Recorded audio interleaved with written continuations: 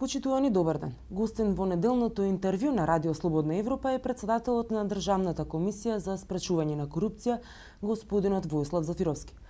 Господина Зафировски, во последниот извештај на Transparency International Македонија бележи пат од 7 места. На што се должи овој пат? Transparency International ги рангира земјите според коефициентот на перцепција на корупцијата. Република Македонија има пат за 0,2 индексни поени во поглед на перцепцијата од минатата година. Тој пат од 0,2 индексни поени ја симнува Република Македонија за 7 места наназад. Јас мислам дека постојат два клучни моменти за тоа. Првиот е тоа што Државната комисија за спречување на корупцијата годинава работи согласно новото законско решение, што значи ние се професионализиравме, членовите на Државната комисија за спречување на корупцијата на Република Македонија се професионално ангажирани, но во меѓувреме не се промени ништо во делот на секретаријатот, односно во делот на јакнењето на капацитетите на секретаријатот за да ја следи работата на Државната комисија за спречување на корупцијата. И другата причина, заради која ценам дека има пат од 0,2 индексни поени во поглед на перцепцијата на корупцијата, е изборната реторика која имавме во периодот на изборите. Дали тоа значи дека имате проблем финансиски за да ги реализирате своите работни обврски како комисија?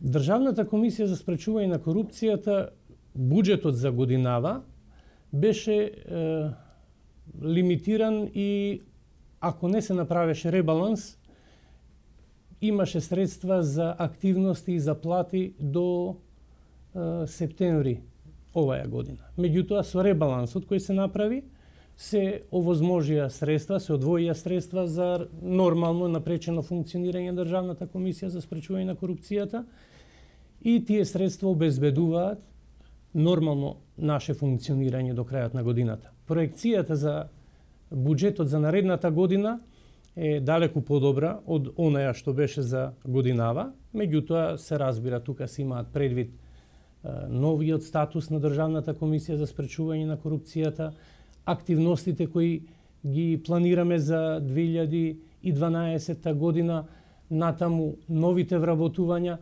така што цениме дека буџетот за наредната година во целост ќе ги покрие планираните активности кои се зацртани во програмата за работа за 2012 година.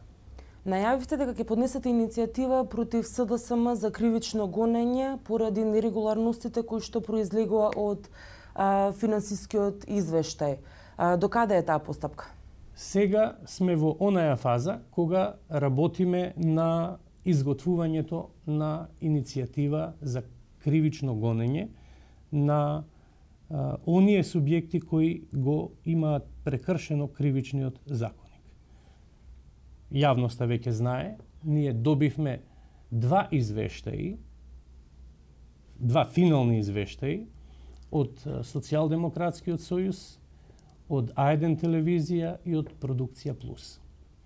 Кривичниот законник предвидува дека тоа е недозволено, дека ние го третираме како обид да се изманипулира Државната комисија за спречување на корупцијата и од тие причини ќе поднесиме иницијатива за кривично гонење, а се разбира јавното обвинителство е тоа кое ќе цени дали постојат елементи на кривичното дело за кое ние цениме дека се повредени одредбите или не. Во извештајот од следењето на финансирањето на политичките партии за време на изборите е наведено дека владеачката партија ВМРО-ДПМН потрошила повеќе пари отколку што обезбедила. Зошто не е покрената постапка по ова прашање?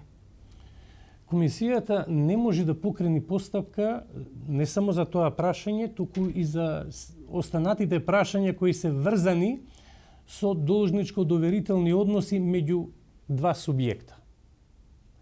Значи, се она што согласно законот може да биде санкционирано, ние го санкционираме. Овдека станува збор за договор меѓу два правни субјекта. Начинот на исплатата останува навистина под голем знак прашалник. Меѓутоа, имајте предвид дека согласно изборниот законник, согласно освоениот број на мандати во парламентот, политичките партии добиваат и буџетски средства, кои потоа можат да бидат искористени за подмирување на долговите. Сакам да кажам дека ние можеме да санкционираме само она за што законот предвидува санкција. Има ли капацитети и можности за проверка од каде се тие 3 милиони евра кои што се појавуваат како разлика измеѓу расходите и приходите на владеачката партија? Станува збор пред се за трошок кој е направен како резултат на медиумско покривање на кампањите. Тие договори можеме да ги добиеме. И таму точно се наведува. И ги имаме информациите и од самите медиумски куќи. Која е цената на чинење на одстапена минута платено политичко рекламирање? Дали е даден попуст и ако е даден колкав е попустот? Попустот го рачунаме како донација и таа не смее да поминува 5% од износот на кој е прикажан како приход во завршната сметка за претходната година. Меѓутоа, како договорен однос, треба да се следи периодот од најмалку 3 години, за да можеме да дојдеме до заклучок дали станува збор за донација или не, за да ставиме знак на сомневање дали е во прашање корупција или не. Затоа што во рок од 3 години застаруваат финансиските побарувања. Тоа значи дека последниот ден од истекот на третата година, ако радиодифузерот си поднесе судско барање за наплата на извршената услуга, во тој случај немате случај корупцијски и нема основ за сомневање за корупција. Како реагирате на обвиненијата од опозицијата дека сте продолжена рака на власта? Опозицијата имаше можност, право и обврска. Имаше мандат од граѓаните. Сите своји забелешки по однос на кадровските решенија на составот на Државната комисија за спречување на корупцијата, да ги каже, да ги презентира на вистинското место. А тоа вистинско место е собраниското, е во рамките на Собранието на Република Македонија и во рамките на Комисијата за избори и именувања. Тие таму не се појавија.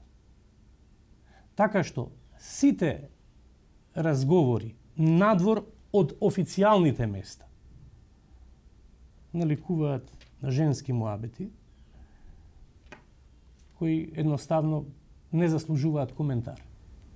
Дали има место за сомнение во делот за јавните набавки и анекс договорите во проектот Скопје 2014 со однос на тоа што со анекс договорите неколку пати се зголемува првично договорената цена?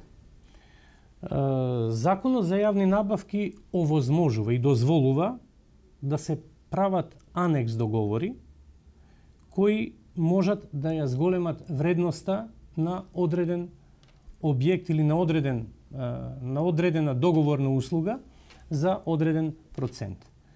Во тие рамки досега ние немаме сознание од остварениот увид во документацијата која се однесува на Скопје, на проектот Скопје 2014, дека има прекршување на законски утврдените лимити.